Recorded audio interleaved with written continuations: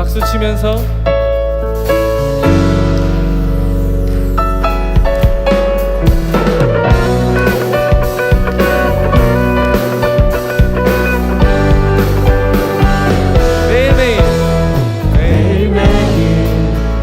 반복되는 갈등 속에 하루하루 선택이란 갈림길에 치열하게 살아가는 우리들의 시간 속에 매일같이 사랑이란 이름으로 하루 종일 동행하며 영원으로 이끄시는 진실하신 아름다운 노래하리. 주의 얼굴을 구합시다. 주의 얼굴을 구하는 이 자리 반가운 주의 음성으로 가물어내 나는 우리의 목마름을 채우고 주의 나라를 구하는 이곳은 주의 나라를 구하는 이곳은 영원한 주의 약속으로 우리의 마음 우리의 몸이 기뻐합니다. 주의 영광 이곳에 임하길 원합니다. 다시 한번 매일매일 반복되는 갈등 속에 하루하루 선택이란 갈림길에 치열하게 살아가는 우리들의 시간 속에 매일같이 사랑이란 이름으로 하루 종일 동행하며 영원으로 이끄시는 진실하신 아름다운 노래하리. 주의 얼굴을 구하는 이 자리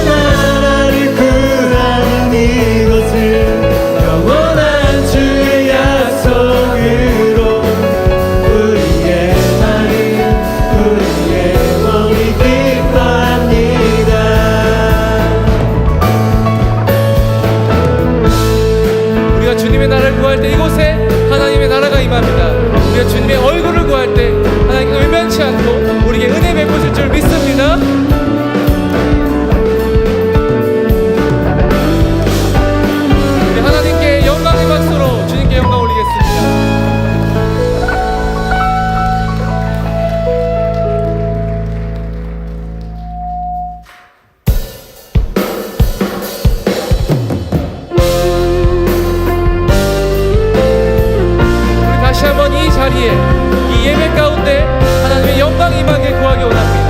하나님 나라 이곳에 임하여 주시옵소서.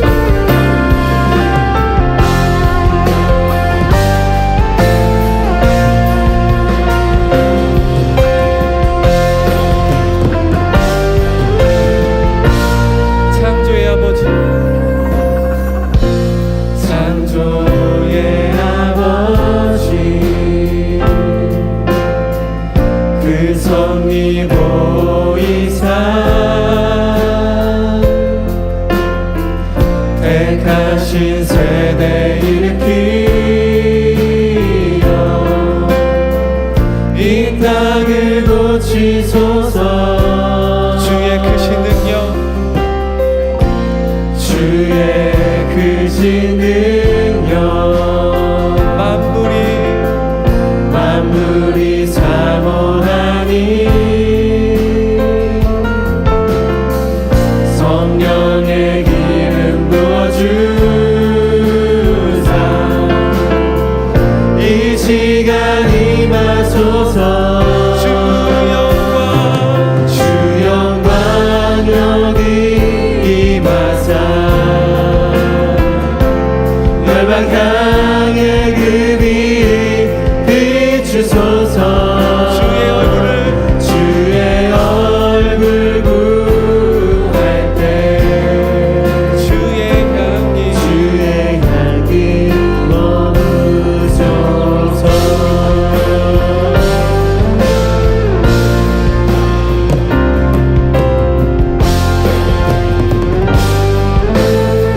이절 찬양합니다.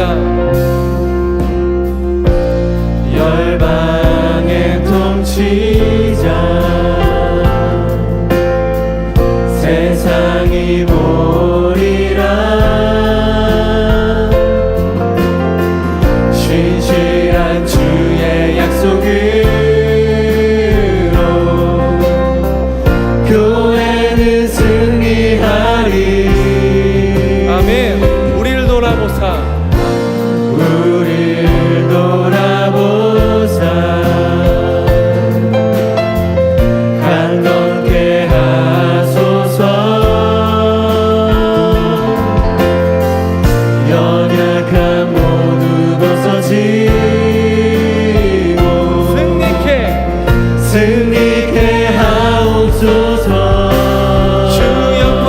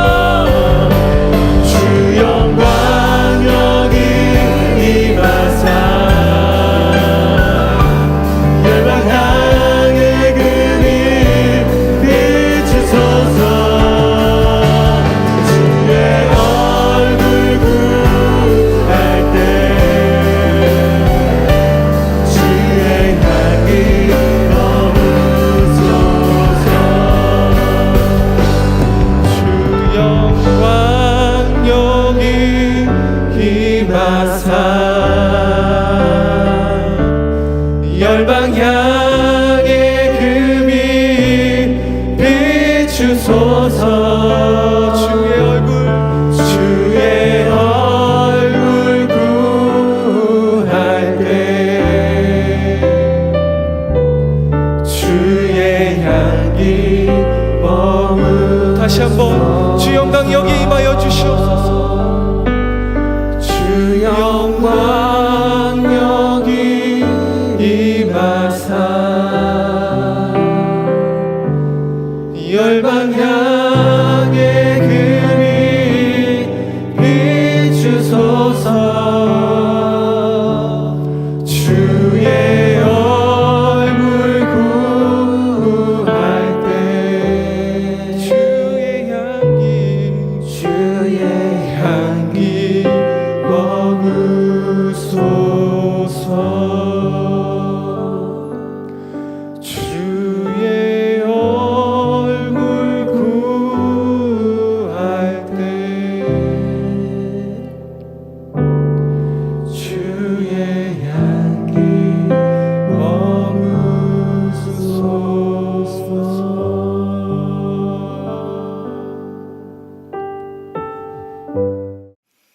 할렐루야.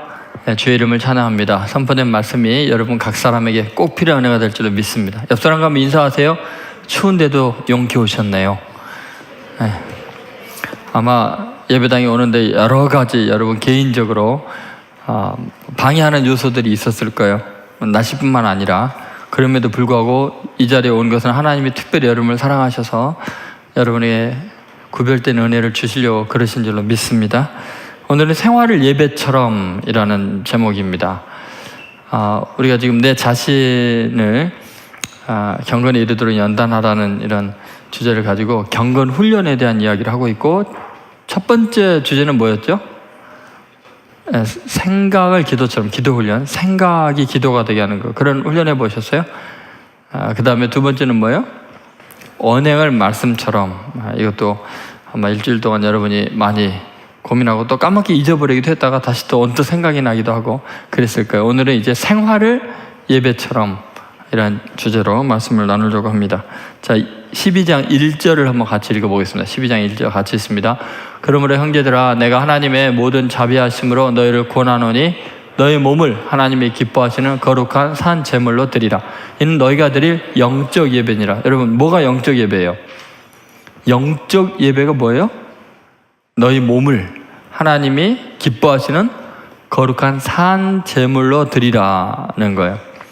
우리가 살아있는 삶, 살아가는 삶 자체가 제물로 드려지는 거, 이게 영적인 예배라는 거예요. 그러니까 생활과 예배가 분리가 안 되죠. 영적 예배라는 것은 우리의 삶에 하나님을 기쁘시게 하고 거룩하고 산 제물로 드려지는 삶, 그것이 영적 예배다. 그래서 생활을 예배처럼 이렇게 이야기하는 거죠.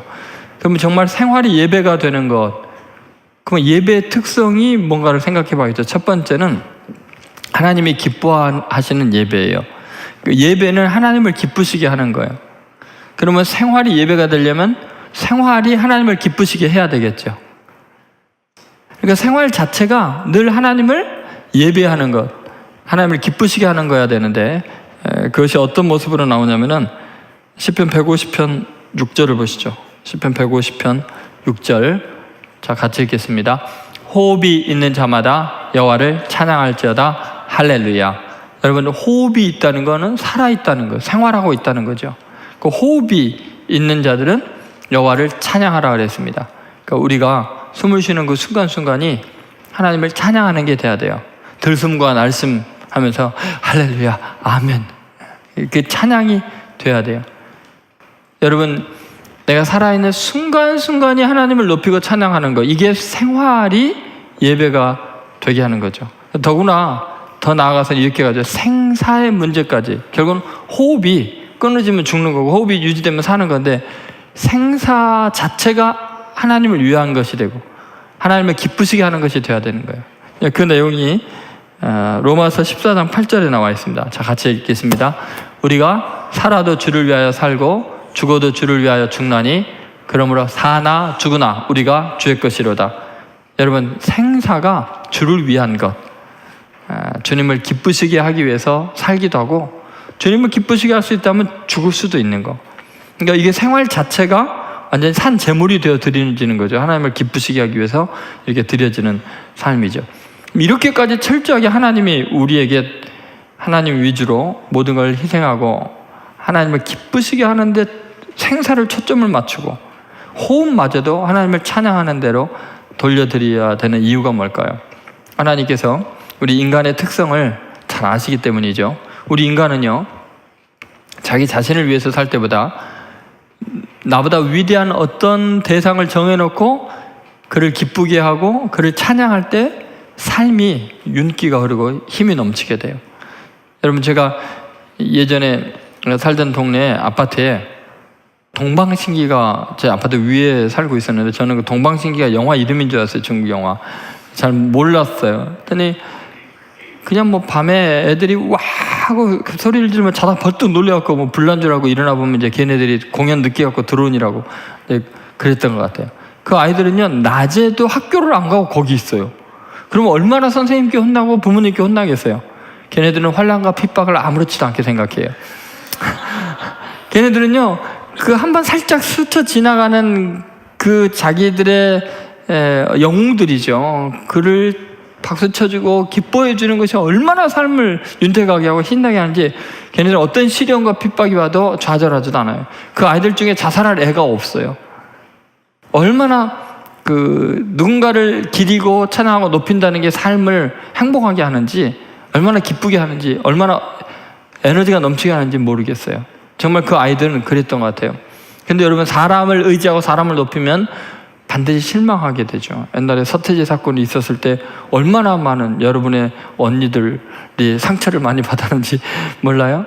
여러분, 우리가 사람을 의지하면은 상처를 받고 실망하게 되거든요. 그런데 하나님을 의지하면, 하나님은 영원하신 분이에요. 변함이 없는 분이에요. 전능하신 분이에요. 가장 위대하고 아름다우신 분이에요. 믿습니까? 그러니까 그 하나님을 찬양하면요, 우리가 어떤 스타를 찬양하는 것은 비교가 안 될 만큼 하나님을 기뻐하고 하나님을 즐거워할 때 그 부어주는 힘, 또 우리의 삶 자체가 윤기가 있고 정말 기쁨이 충만하게 하는 일이 없어요. 하나님을 찬양하는 것만큼 영광스러운 삶이 없는 거죠. 그러니까 하나님께서 우리에게 그렇게 호흡이 있는 자마다 여호와를 찬양하라, 할렐루야, 그렇게 이야기를 하는 거죠. 예를 들면 마틴 루터가 우울증에 심각하게 사로잡혀서 고통당하고 있는 사람을 만났어요. 마티아스 벨러라는 사람인데요, 그 사람이 편지를 써서 이렇게 권면을 했어요. 주님 앞에서 즐거워하는 마음을 갖는 것보다 주님이 기뻐하시며 사랑스러워하시는 제사는 없다. 그러므로 슬픔이나 우울함이 당신을 위협할 때 당신은 말해야 한다. 와봐라, 나는 주님께 올견을 연주해 드릴 것이다. 성경은 하나님께서 즐거운 노래와 현악기의 음악을 즐겨 들으신다고 가르치고 있다. 그리고는 다윗이나 엘리사가 자신을 짓누르는 듯한 생각이 사라질 때까지 그랬듯이 즐겁게 악기를 연주해보라. 사탄이 다시 와서 당신에게 슬픈 생각을 넣어주고 근심하도록 충동한다면 용감하게 맞서서 말하라. 사탄아, 물러가라. 나는 지금 주님께 찬양드리며 음악을 연주해 드릴 것이다. 이처럼 예배드리며 하나님을 기뻐할 때 진정한 치유가 있습니다. 가장 강력한 하나님의 능력이 있습니다. 여러분, 마음이 우울할 때 찬송가를 펴놓고 힘차게 하나님을 찬양하고 하나님의 아름다우심과 위대하심을 높여드려 보세요. 그러면 치유의 역사가 일어납니다. 시편 145편 19절에 그래서 시인은 이렇게 말합니다. 같이 읽습니다. 그는 자기를 경유하는 자들의 소원을 이루시며 또 그들의 부르짖음을 들으사 구원하시리로다. 여러분, 마음에 소원이 있나요? 그러면 그 소원을 이룰 수 없는 인간들을 찬양하는 게 아니라 전능하신 하나님을 찬양하고 하나님을 경외하고, 그러면 내가 너무나 힘들고 어려울 때 부르짖으면 하나님이 구원해 주신다고 성경은 말하고 있어요. 왜냐하면 하나님은 위대하신 분이기 때문에 그래요. 시편 135편 5절에 보면은 이런 말씀이 있습니다. 같이 읽겠습니다. 내가 알거니와 여호와께서는 위대하시며 우리 주는 모든 신들보다 위대하시도다. 여러분, 믿습니까? 모든 신들보다, 존재하는 모든 것보다 가장 위대한 분이기 때문에 그분을 즐거워하고 그분을 경외하고 그분을 높이면 그분이 이루어 주세요. 그래서 6절에 이렇게 표현하고 있죠. 같이 읽겠습니다. 여호와께서 그가 기뻐하시는 모든 일을 천지와 바다와 모든 깊은 데서 다 행하셨도다. 여러분, 하나님은 위대하신 분이니까요, 하늘과 땅과 바다와 아무리 영적인 깊은 세계에서라도 하나님이 기뻐하시는 일은 다 행하시는 거예요. 하나님이 기뻐하시는 일은 뭐겠어요? 하나님을 경외하는 사람들을 그 소원을 이루어주고 그들을 위경에서 고통에서 건져주고 구원해주는 것이 하나님의 기쁨이에요. 그러니까 여러분이 하나님을 기뻐하는 일은 실제로 여러분의 삶의 소원이 이루어지고 어렵고 힘들 때 구원받는 놀랍고 은혜로운 거죠. 생활 자체가 하나님을 기쁘시게 하면 이런 놀라운 하나님의 능력을 경험하고 치유를 경험하고 구원을 경험하고 소원이 이루어지는 놀라운 역사를 경험하는 거죠. 예수님의 삶은 온통 주의가 엉망했어요. 일제 압제는 비교가 안 될 만큼 로마 제국의 식민지로 살면서 아버지 일찍 돌아가시고 홀로 그 많은 동생들과 어머니를 모셔야 되는 삶이었어요. 그리고 공생애를 시작하면서 어마어마하게 많은 대적들이 공격을 하고 예수님을 죽이려고 했어요. 그런데도 예수님은 하나님의 도우심과 하나님의 구원을 맛보면서 하나님을 찬양하면서 승리하는 삶을 끝까지 사셨죠. 예수님은 요한복음 8장 28절 29절에서 이렇게 말씀을 하셨습니다. 같이 읽겠습니다. 이에 예수께서 이르시되 너희가 인자를 든 후에 내가 그인 줄을 알고 또 내가 스스로 아무것도 하지 아니하고 오직 아버지께서 가르치시는 대로 이런 것을 말하는 줄도 알리라. 나를 보내신 이가 나와 함께 하시도다. 나는 항상 그가 기뻐하시는 일을 행함으로 나를 혼자 두지 아니하셨느니라. 이번 나는 항상 그가 기뻐하시는 일을 행함으로, 오늘 로마서 12장 1절에 어떻게 해요? 우리 몸을 하나님이 기뻐하시는, 그렇죠? 거룩한 산 제물로 드렸는데 예수님은 하나님이 기뻐하시는 일을 항상 행하기 때문에 하나님이 혼자 두지 않고 늘 함께 해주신다고 이야기하셨어요. 여러분, 우리도 생활 속에서 매일매일 순간순간의 삶 자체가 하나님을 기쁘시게 하는 삶을 살도록 하세요. 그러면 하나님이 혼자 두지 않는다 그랬어요. 여러분, 혼자 두지 않고 늘 붙잡아 주시고 마음의 소원을 이루어 주시고 구원해 주시는 하나님이라고 성경은 분명히 이야기하고 있죠. 하나님을 기뻐하는 것이 우리에게는 이렇게 영광스러운 일이죠. 그러니까 생활이 하나님을 기쁘게 하는 예배가 되는 거예요. 예배가 하나님을 기쁘게 하는 거라면 우리의 생활도 역시 하나님을 기쁘게 하는 게 돼야 돼요. 그러면 하나님을 기쁘시게 하는 가장 중요한 기본적인 것이 뭘까? 그것은 우리의 죄악을 도려내는 거예요. 우리의 악에서 우리가 자유케 되는 거예요. 그래서 하나님이 기뻐하시는 거룩한 예배를 드리는 거예요. 거룩한 산 제물이 되라 그랬잖아요. 그래서 하나님 보시기에 거룩한 예배예요. 두 번째 우리가 생각할 하나님 보시기에 거룩한 예배. 여러분, 신적 존재의 특징은 거룩성이 있죠. 얼마나 하나님이 거룩하신 분이신지 그 천사들이, 특히 슬랍이라는 그런 하늘에 속한 그런 그 실체는 천사죠. 날개가 6개가 있는데 2개는 자기 얼굴을 가리고 2개는 발을 가리고 2 날개를 나르면서 하나님 앞에서 그런 거죠. 거룩하다, 거룩하다, 거룩하다 만군의 여호와여, 이렇게 이야기를 합니다. 여러분, 천사들도 얼굴을 가릴 만큼 완전하게 거룩하신 분이 하나님이시죠. 여러분, 그 하나님께서 우리에게 요구하시는 게 뭐냐? 너희도 거룩하라는 이야기예요. 레위기 19장 2절에 보면 이런 말씀이 있습니다. 같이 읽겠습니다. 너는 이스라엘 자손의 온 회중에게 말하여 이르라. 너희는 거룩하라. 이는 나 여호와 너희의 하나님이 거룩함이니라. 여러분, 하나님이 거룩하시니까 하나님의 백성인 우리도 거룩해야 돼요. 만약에 그렇지 않으면 우리는 진멸당하게 돼 있어요.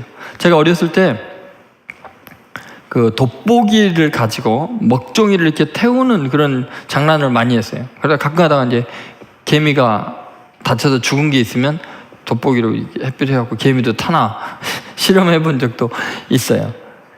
그 빛을 만드신 그분은 얼마나 찬란할까요? 근데 그분의 초점을 맞추어서 우리가 존재한다는 것은 불가능해요. 죄악에, 먹빛보다 더 검은 죄악이 가득하고 우리는 타버릴 수밖에 없죠. 그래서 하나님께서 뭐라 하냐면은 빛이신 그분이 우리와 함께 있기를 원할 때 기뻐하는 사람과 함께 있잖아요. 근데 우리 속에 죄악이 있으면 우리가 타 죽으니까 하나님이 가까이 오시고 싶어도 안고 싶어도 그럴 수가 없어요. 도와주고 싶어도 도와줄 수가 없으니까 거룩한 예배를 드리고 거룩한 생활을 해야 하나님이 우리와 동행하는 삶을 살 수 있는 거죠. 욥도 그래서 자기의 삶을 거룩하게 하시는 하나님의 손길을 경험했던 것 같아요. 욥기 23편 10절 12절에 이런 말씀이 있네요. 같이 읽겠습니다.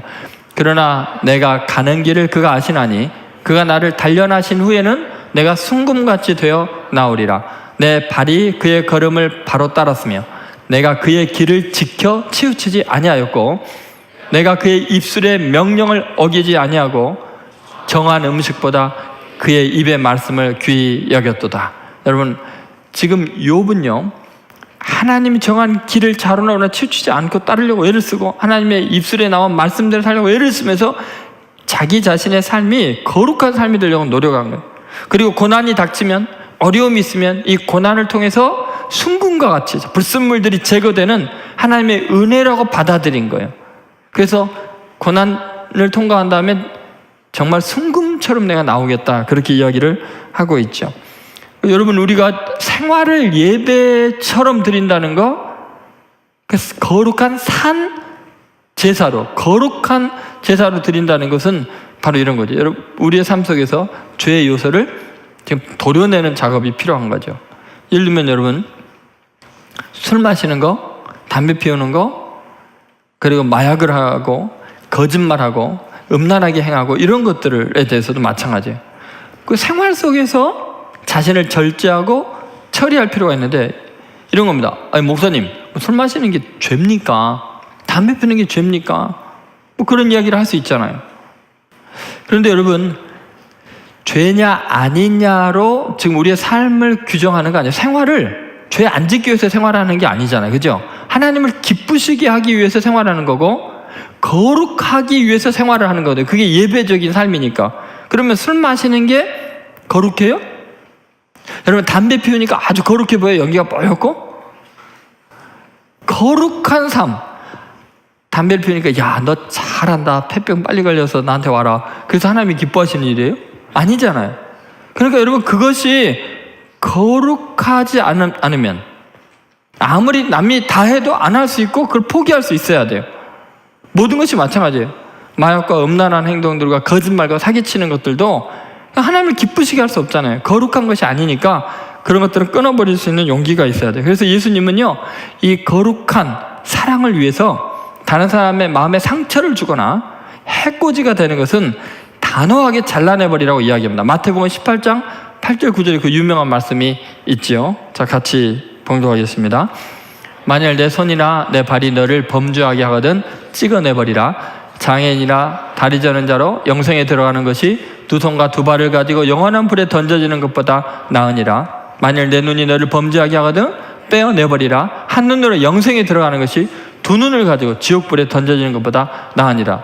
여러분, 만지지 않아야 될 것을 만지는 손이라면 찍어내버리고 가지 않아야 될 것을 자꾸 가게 되는 다리라면 찍어내버리라는 거예요. 보지 않아야 될 것을 계속 보게 해서 내 시간과 내 에너지를 낭비하게 하고 내 마음을 더럽힌다면 그 눈을 빼버리라고 말하는 거예요. 그럼 우리 몸에 남는 게 없겠네요. 그죠? 예수님은 그만큼 단호하게 거룩을 향한 노력을 하라는 거예요. 결단을 하라고 우리에게 요청하고 계신 거죠. 이 정도보다 더 철저하게 거룩을 위해서 노력한 사람이 있어요. 빌립보서 3장 8절에 사도 바울을 보면 이렇게 이야기합니다. 같이 읽습니다. 또한 모든 것을 해로 여김은 내 주 그리스도 예수를 아는 지식이 가장 고상하기 때문이다. 내가 그를 위하여 모든 것을 잃어버리고 배설물로 여기면 그리스도를 얻고, 여기 보면 그리스도를 아는 지식, 예수님 아는 지식에 방해가 되는 거, 성경을 읽고 기도하고 하나님과 교제하는 예수님을 만나는데 방해가 되는 모든 것은 다 해로 여겨버린다는 거예요. 그리고 그리스도를 얻기 위해서 방해가 되는 것은 모든 것을 잃어버리고 포기하고 심지어 그런 건 배설물로 여긴다는 거예요. 아니, 내 시간 내가 맘대로 쓰는데 무슨 상관이에요? 그게 아니에요. 내가 할 수 있는 건 누리는 거 어땠어요? 그게 아니라 정말 거룩한 삶을 위해서 그리스도를 알고 그리스도를 얻기 위해서 내가 할 수 있는 건, 누릴 수 있는 걸 다 끊어버리고 점점 예수님을 깊이 사귀고 주님을 만나는 게 거룩이에요. 그래서 사도 바울은 모든 것을, 손, 발, 눈 빼는 정도가 아니라 모든 것을 해로 여기고 배설물로 여기고 이럴 정도로 그리스도와 친밀하기를 원했고, 그러한 신앙생활을 하는 것이 가장 영광스러운 삶이고 행복한 걸로 알았어요. 여러분, 만약 그렇게 살면 여러분 고리타분하고 재미없는 삶일 것 같은데 천만의 말씀이에요. 하나님과 친밀한 교제 가운데 들어가는 것은 너무나 아름답고 광채가 나고 멋지고 가장 예술적이고 가장 강하고 가장 아름다운 삶으로 우리를 인도해요. 여러분 믿습니까? 꾀지지한 삶이 아니에요. 그거 오해예요. 그건 기독교가 아니에요. 기독교는 정말 하나님과 하나가 될 때 가장 위대하고 멋져요. 그러나 내가 누릴 것 다 누리고 즐길 것 다 즐긴다고 생각하는데 나중에 보면 그게 내 몸을 칭칭 감는 거미줄 같아요. 나를 사방에 못을 박는 대목같이 내 삶을 꼼짝달싹 못하게 방해하는 요소가 되어 있는 걸 알게 돼요. 그러니까 여러분 정말 중요한 것은 그런 거죠.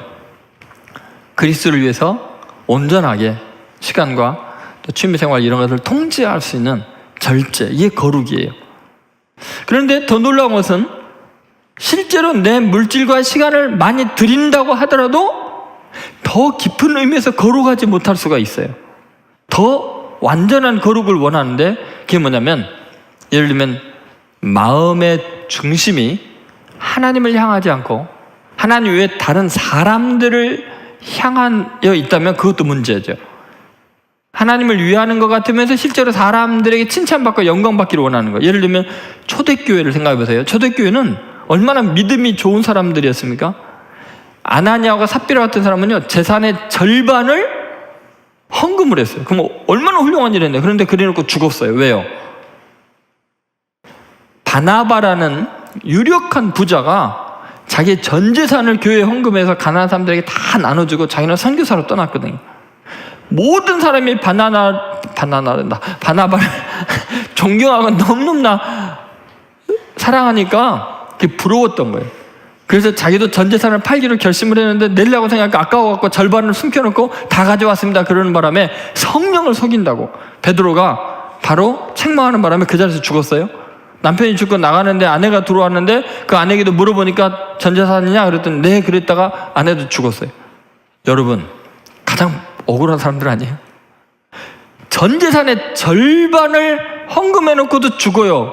왜냐하면 그것이 하나님을 향한 헌신인 것처럼 하면서 사람들에게 인기를 얻고 자신들을 우상화하기 위한 것이기 때문에 이게 거룩하지 않은 거예요. 하나님을 향한 단순한 헌신이 필요한 거죠. 하나님은 그런 진실성 있는 헌신을 귀하게 여기죠. 요한복음 5장 44절에 이런 것이 얼마나 일반화되어 있고 지금 현실의 우리의 모습인가를 예수님이 가슴 아프게 이야기한 내용이 나오죠. 같이 있습니다. 너희가 서로 영광을 취하고 유일하신 하나님께로부터 오는 영광을 구하지 아니하니 어찌 나를 믿을 수 있느냐 그랬어요. 여러분 사람에게 인정받으려고 너무 발버둥 치지 마세요. 그거 정말 피곤한 일이에요. 그 사람한테 인정받아봤자 얼마 못 가요. 근데 서로 사람에게 영광을 구하는 인생이 되지 마세요. 유일하신 하나님으로부터 오는 영광을 구해야 되는 거예요. 예수님이 사람들이 그러지 않는 것이 이해가 안 가요. 갚을 수 없는 인간에게 왜 영광을 구하냐? 인간은 아무리 알아봐줘도 칭찬해도 곧 죽고 기억력도 없고 없어질 존재들인데 하나님은 영원한 분 아니에요. 그러니까 여러분 정말 중요한 것은 하나님께 인정받는 거예요. 이 거룩한 삶이라는 것은 그렇게 철저하게 하나님 앞에 단독자로 서 있는 모습이에요. 하나님에게 잘 보이려고 사람에게 위선을 부리지 않는 거죠. 예를 들면 언약궤가 다윗성으로 들어올 때 다윗 왕이 너무 기뻐하고 하나님의 법궤가 자기 성이 들어오니까 덩실덩실 춤을 춘 거. 왕이 막 하나님을 찬양하고 너무 좋고 어쩔 줄 모르다가 그냥 왕복이 벗겨지고 바지가 후러덩 다 내려갔는데도 그것도 모르고 막 그냥 하나님을 찬양하느라 완전히 하나님께 몰입되어 있으니까 미갈이 보고서 그 왕비죠. 사울 왕의 딸인 미갈이 보고서 다윗 왕이 오니까는 천한 계집종 앞에서 하체를 드러낸다고 채통머리 없다고 책망을 하니까 다윗이 이런 말이에요. 내가 사람들 앞에 행한 것이 아니라 하나님 앞에서 행한 것이다. 내가 다른 사람들에게 멸시를 받을지라도 너에게만은 높임을 받으리라 하면서 미갈을 상대를 안 해버려요. 미갈은 영원히 애를 못 낳는 그럼 버림받은 여자가 되죠. 여러분 다윗 왕은 백성들이 다 보는 앞에서도 왕으로서 서 있는 게 아니라 예배자로서 하나님 앞에 서 있는 거예요. 하나님만을 찬양했어요. 그것이 바로 거룩이에요. 거룩. 경건한 모양으로 위엄을 차리고 뭔가 엄숙하게 종교적인 의식을 치르는 게 거룩이 아니고 하나님만 생각하기 때문에 자기가 어떻게 되는지도 모를 만큼 하나님에게 몰입해 있는 상태가 거룩이라는 거예요. 형식적인 게 아니라 그 마음의 중심이 온전히 향해 있는 거죠. 아나니아 삽비라는 그렇게 많은 것으로 하나님께 드린 것 같았지만 그거는 거룩하게 아니라 죽을 죄를 짓는 추하고 더러운 거였어요. 여러분, 우리는 우리 자신 전체가 하나님의 것이라는 걸 알아요. 너희는 값으로 산 것이 됐다 그랬어요. 왜 이렇게 하나님을 사모하고 하나님을 위하느냐? 그리스도께서 나를 위해 십자가에 못 박혀 죽으시고 나를 전체를 값으로 샀으니까 나도 주님께만 소망을 둬야 돼요. 내가 하나님 것이라 생각하면 거룩한 존재가 되는 거예요. 여기에 기타도 있고요, 또 건반도 있고 피아노도 있고 마이크도 있지만 이게 술집에 있으면 거룩한 게 아니겠죠. 이것들이 하나님의 것이고 하나님을 위해서 연주하고 사용되니까 거룩하게 된 것처럼 똑같은 여러분의 몸이지만 하나님을 위해서 하나님의 것으로 인정이 되면 거룩한 거고 자기 자신의 욕망을 위해서 세속적인 쾌락을 위해서 쓰면 그게 추한 것이 돼버리는 거예요. 나는 하나님께 속한 것이라는 믿음이 있어야 돼요. 성전에서도 여러분 마찬가지예요. 왜 하나님은 우리가 이렇게 거룩하기를 원할까요? 하나님이 우리를 너무 사랑하셔서요. 우리의 예배드리는 요 예배당 안에서의 순간만 우리와 함께 있기를 원하지 않고 실제로 하나님이 가장 필요한 순간은 삶의 현장에서거든요.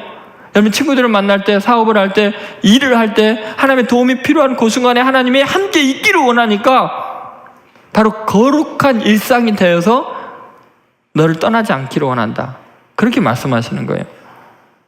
여러분, 제가 예전에 샘이라는 강아지를 키웠는데 잉글리시 코카 스파니엘이라고 이게 윤기가 잘 흐르는 그 아주 짙은 밤색의 강아지를 두 마리를 키우고 있었어요. 새끼를 낳아서 이제 두 마리가 있었는데 이 개가 얼마나 똑똑한지 골목 끝에서 제가 아주 먼 끝에서 엄벌을 개가 막 점프를 하고 뛰고 뭐 주인 온다가 난리에 발소리를 안 알아듣고. 그런데 그 저희 집이 그 약간 이게 계단이 높이 있었고 문을 열면은 이 개는 항상 점프해서 제 품에 안겨요. 너무 좋아갖고 문을 탁 여는 순간 탁 안겨요. 그러면 내가 더 앉아. 근데 어느 날 비가 축축이 내리는 날이었고 아주 어린 시간에 와서 이제 아마 그 똥이고 뭐가 엉망이 돼 있을 텐데 온 몸에 지금 묻어 있을 텐데 이게 문을 열려고 하는데 이게 막 벌써 점프를 하고 난리가 났어요. 막 주인 왔다고 막 좋아서 막 끙끙 짖으면서. 제가 얼마나 고민하게 문을 여는 순간에 정말 떨리는 마음으로 제발 점프하지 마, 쌤이 가만히 있어 하면서 문을 여는데 걔가 가만히 있겠어요? 그냥 점프해서 쟤한테 안기잖아요. 막 엉망인데 어떻게 있겠어요? 제가 할 수 없이 싹 피했죠. 뭐 그냥 깨갱 하고 떨어졌어요. 걔는 충격이었을 거예요. 주인에 대한 배신감을 느꼈을 거예요. 아무리 사랑해도 아무리 예뻐도 제가 양복 입고 있는데 그 더러운 걸 어떻게 안겠어요? 할 수가 없었어요. 되게 지금도 마음이 아파요. 근데 여러분도 마찬가지로 하나님을 너무 사랑합니다. 하나님, 나는 하나님 품에 안기고 싶습니다 하면서 죄악이 가득하면 하나님께서 할 수 없이 여러분 어떻게 살짝 피할 수밖에 없는 게, 물론 하나님은 안 그러시겠다, 더럽혀지더라도 품으시겠다, 십자가의 보혈로. 근데 여러분, 하나님은 우리를 품기를 원하시는 거룩한 사랑을 하고 있다는 거죠. 그것이 바로 거룩한, 하나님이 기뻐하시는 거룩한 산 제물이다라는 거예요. 하나님은 우리를 그렇게 동행하기를 원하시는데 우리는 자꾸 외면하는 거죠. 예배당에서만 하나님 만나요. 학교에서 약간 모른 척 해주시는 게 도움이 됩니다. 뭐 그러면 되겠어요. 예. 그다음에 세 번째, 하나님 앞에 살아있는 예배이죠. 하나님 앞에 살아있는 예배가 돼야 돼요. 그러면 하나님 앞에서 살아가는 생활, 그것이 생활이 예배가 되는 거, 하나님 앞에서 생활하는 거, 하나님 앞에 살아가는 거, 그것이 중요한 거죠. 제가 어렸을 때 자주 놀았던 그 놀이 중에서 이런 게 있어요. 아주 오래됐지만 이런 거죠. 여우야 여우야 뭐하니 잠잔다. 술래가 그런, 술래가 이제 이렇게 이제 뒤돌아서 있으면은 저쪽에서 애들이 여우야 여우야 뭐하니 그러면 술래가 잠잔다 그러면 이쪽에서 애들이 잠꾸러기, 세수한다, 멋쟁이, 여우야 여우야 뭐하니 밥 먹는다, 무슨 반찬? 개구리 반찬. 그러면 죽었니 살았니 물어봐요.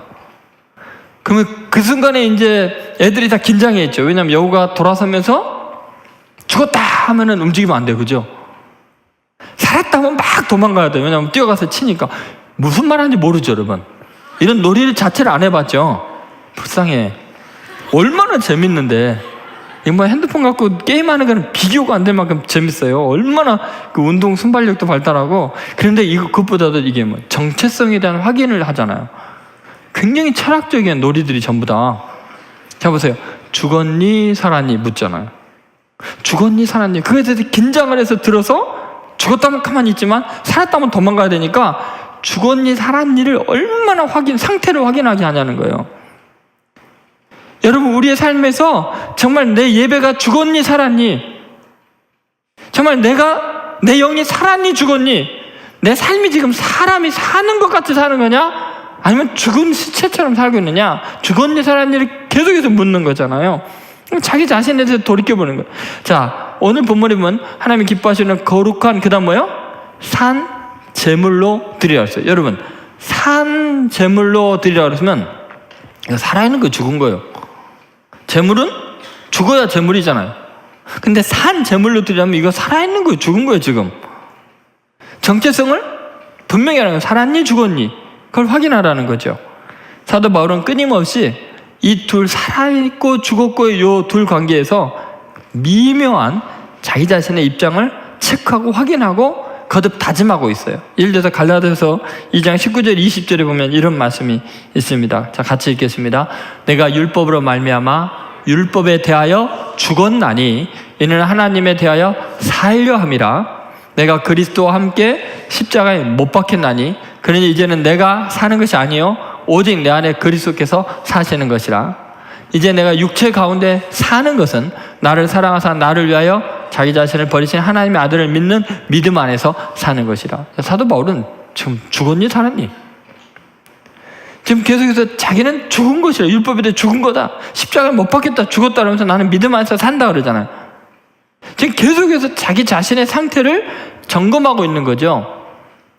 산 제물이 되기 위해서 지금 어떤 측면에서는 죽고 어떤 측면에서 산 거예요. 나의 자아에 대해서는 죽고 내 육신은 살아있는 것 같고 내 삶은 살아있는 것 같지만 내 자아는 철저히 십자가에 못 박아 죽은 걸로 확인하고 있는 거죠. 여러분, 요한계시록에 7교회가 나오거든요. 그중에 마지막 교회 라오디게아 교회가 있죠. 근데 그 라오디게아 교회의 자아 인식과 예수님이 평가하는 것은 극단적인 대조를 이루어요. 라오디게아 교회는 굉장히 부자 교회에서, 그래서 스스로를 어떻게 평가하냐면 나는 부자라 부여하여 부족한 것이 없다 하나, 예수님의 평가는 반대예요. 너는 너무 궁핍하고 헐벗어 있고 굶주려 있고 병들어 있다는 거예요. 부끄러움을 좀 가려라는 거예요. 여러분, 우리가 내 자신의 상태를 정확하게 알지 못하면 생활이 예배처럼 될 수가 없어요. 내가 지금 어떤 모습인가를 잘 생각해 봐야 돼요. 사대 교회를 향해서 이런 말이에요. 너가 살았다 하는 이름은 있으나 죽은 자로다. 사람들이 굉장히 활발하게 보고 있고 생동감 있게 보지만 실제로 하나님 앞에서 내 영혼은 죽어 있고 쓸모없는 모습이라면 그냥 생활이 예배가 될 수가 없죠. 분명히 예배 시간에 예배 드리는 것 같지만 삶 속에서는 영혼이 완전히 죽어 있는, 영혼이 없는 그런 세속적인 로봇 같은, 마네킹 같은 삶을 살고 있는 거죠.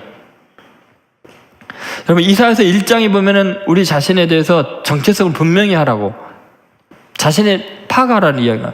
이사야서 1장에 유대인들이 정말 어마어마한 예배를 드리는데 하나님은 뭐라? 너희가 마당만 밟을 뿐이다는 거예요. 사람에게 보이려고 내게 갖고 오는데 누가 너에게 요구했냐?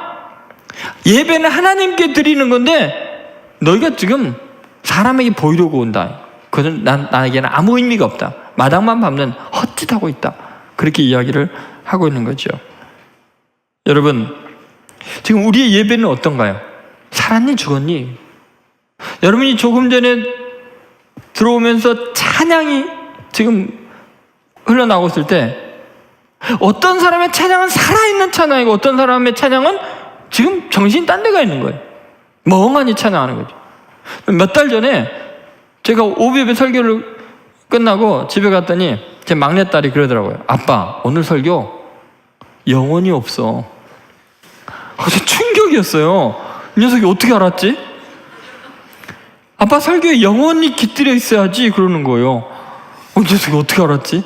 여러분, 제 아이가 알 정도면 하나님은 어떻게 했어요?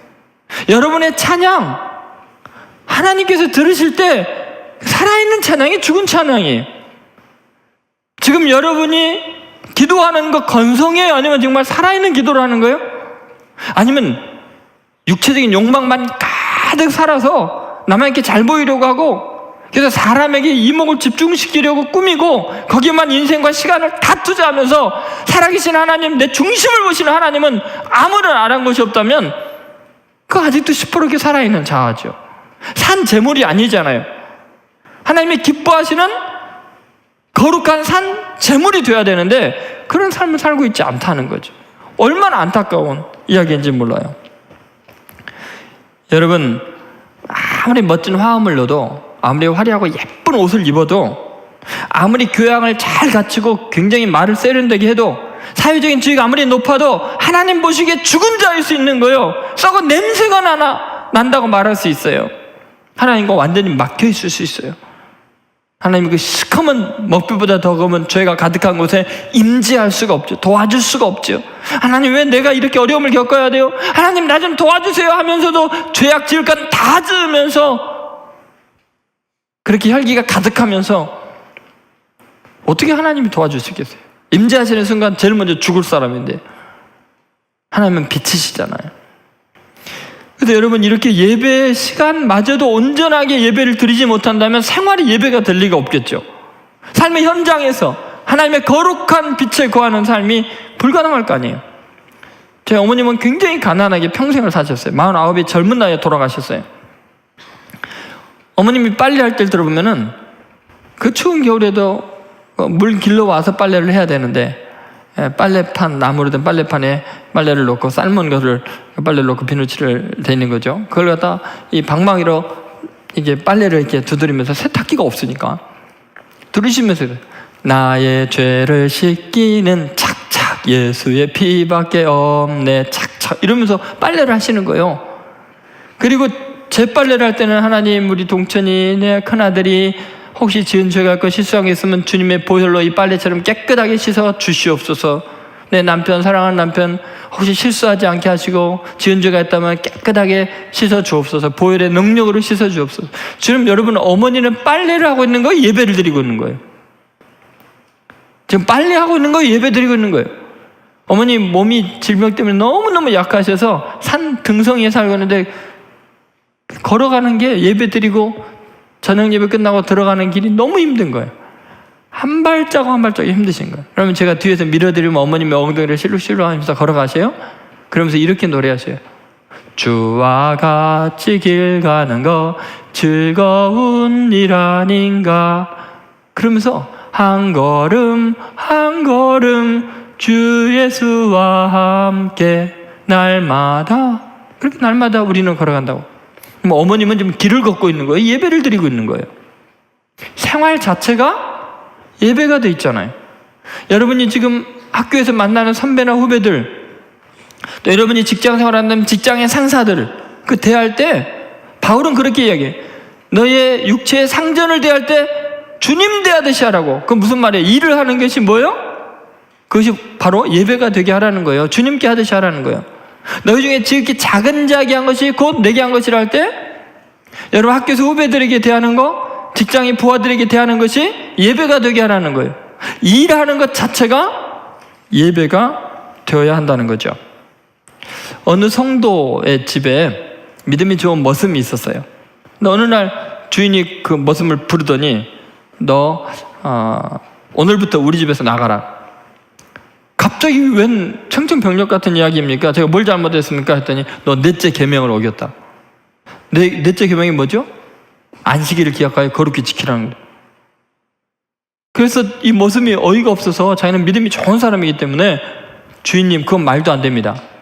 제가 매 주일마다 얼마나 철저하게 성수주의했는지, 예배당에 가는 것이 주일 저의 가장 중요한 일과인 걸 아시면서 어떻게 나를 쫓아낼 수 있습니까? 제가 무슨 넷째 계명을 어겼다는 겁니까? 했더니 주인이 이런 말하는 거예요. 주일에 교회 나가는 것은 꼬박 이행했지만 나머지 엿새 동안 힘써 일하라는 그 안식일의 계명은 네가 범했지 않느냐. 그러니까 너는 내 책임을 어겼기 때문에 너는 믿음의 사람이라고 인정할 수 없다. 나가라 그랬다는 거예요. 여러분, 여기서 굉장히 중요한 개념이 이런 거예요. 주일날 예배 드린 요 모습만이 예배가 아니라는 거예요. 안식일을 지키는 게 아니라는 거예요. 엿새 동안에 힘써 일하는 것, 그것이 안식일을 안식일 되게 지키는 거예요. 다시 말해서 안식일에 예배만 제대로 드린다는 것은 안식일에 대한 규정의 7분의 1만 지킨 거예요. 나머지 엿새 동안 힘써 일하는 것 자체가 예배예요. 하나님을 섬기는 거예요. 왜냐하면 하나님의 계명이니까. 그게 힘써 엿새 동안 일하고 제7일에는 여호와의 안식일인 줄 거룩하게 지키라고 이야기를 하잖아요. 그러니까 여러분, 우리의 삶의 현장에서 생활이 예배가 되게 하는 건 뭐예요? 학생이요, 공부 열심히 안 하는 거, 그 안식일 어기는 거예요. 하나님 앞에 반역하는 거예요. 내가 학생이면 학생으로서 최선을 다하고 최고의 노력을 기울이는 거예요. 예배하는 마음으로. 그것이 하나님 앞에 생활이 예배가 되게 하는 거예요. 공부하는 것 자체가 예배가 되게 해야 돼요. 지난번에 그랬죠? 시험 볼 때 그 생각을 기도처럼 하라고, 문제를 풀면서 하나님과 대화하라고, 그 시험 자체가 기도가 되게 하라고. 여러분, 삶이 온통 그래야 돼요. 여러분, 이제 생활을 예배처럼 하는 아주 중요한 개념에 대해서 우리가 말씀을 나눴어요. 그 생활을 예배처럼 하냐면 생활이 하나님을 기쁘시게 하는 거야 되나요? 하나님이 기뻐하시는.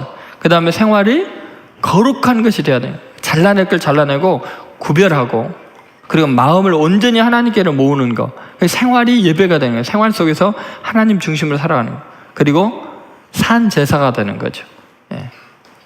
매일매일 삶의 순간순간이 예배가 되게 하도록 하세요. 여러분의 생애 자체가 예배자로 살아가야 돼요. 그렇게 하나님 앞에서 존귀하게 쓰임받는 여러분 되시기 바랍니다. 그것이 여러분이 하나님의 도우심으로 여러분의 소원이 이루어지고 하나님의 도우심으로 구원에 이르고 하나님의 능력을 경험하는 위대하신 하나님과 동행하는 위대한 삶이 될 거예요. 꼭 그렇게 승리하는 여러분 되시기를 주의 이름으로 축원드립니다. 기도하겠습니다. 오늘 말씀을 생각하며 주님 앞에 결단의 기도하세요. 하나님, 그동안 내가 입술로는 주님을 찬양한다고 하면서도 죽은 찬양을 했습니다. 예배 드린다고 하면서 내 삶은 너무나 황폐해 있었고, 주일날 예배당에 와서는 예배를 드리는 형식은 있었지만 사람들의 눈을 의식했고, 내 삶으로는 하나님을 부인하고 하나님을 떠나 있었습니다. 주님, 이 시간에 성령님께서 제 마음을 다스려 주옵소서. 제 마음을 사로잡아 주십시오. 주님을 예배하고자 하는 열망으로 가득한 매일매일 순간순간이 되게 해주십시오. 하나님을 기쁘시게 하기를 원합니다. 하나님을 뜨겁게 사랑하기를 원합니다. 하나님, 내가 살아있는 예배를 드리기를 원합니다. 아니, 내 자아가 죽은 예배를 드리기를 원합니다. 오직 내 안에 주님만 살아 역사하기를 원합니다. 그리고 내 생활 전체가 예배가 되게 해주십시오. 주님이 나를 붙잡아 주십시오. 주님, 내 섬김으로, 내가 주님을 예배함으로 주위에 있는 사람들이 내가 산 제물이 돼서 그들의 영혼을 구원하는 능력 있는 사람으로 쓰임받게 되기를 원합니다. 내가 산 제물이 되게 하여 주옵소서. 같이 통성으로 기도하겠습니다. 살아계신 아버지 하나님, 이 시간에 우리의 기도에 응답하여 주시기 원합니다. 하나님, 어느 때까지 하나님 우리의 삶이 하나님의 너무나 험하고 가치없고 부족한 삶을 살겠습니까? 다시 하나님, 다시 한번 주님 앞에 배워 기도하기를 원합니다. 그러니까 온전히 드려지는 삶이 되기를 원합니다. 하나님의 능력으로 새로워지기를 원합니다. 하나님 도와주시고 인도하시고 역사해 주시고 종을 사용하여 주시옵소서. 말씀하여 주시옵소서. 지금은 이 땅에 산 제물로 오신 예수 그리스도의 은혜와 귀한 독생자를 제물로 바쳐주신 하나님 아버지의 극진하신 사랑과 우리 안에 내주하시는 성령의 감동하심이 남은 생애 동안 생활 자체를 예배로 주님께 드리겠노라 결단하는 하나님의 아들, 딸들 머리 위에, 한국교회와 이 민족 위에 지금으로부터 영원히 함께 하시기를 간절히 축원하옵나이다. 아멘.